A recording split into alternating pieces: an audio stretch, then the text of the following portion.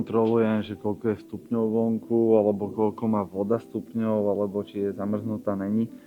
A vždycky to trvá približne 3 minúty, takže ideme na to, rád si tomu púšťam jednu hudbu a popri tom si zase niečo vizualizujem.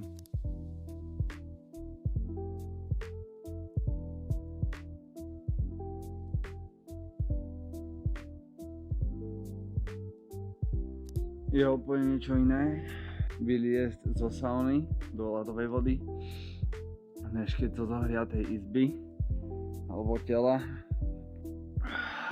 Snažím sa uvoľniť.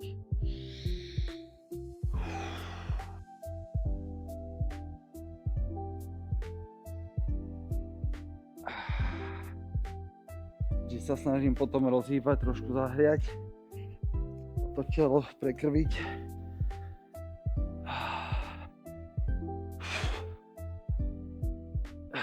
A už to za chvíľu príde, proste zase, jak sa to telo prekrví.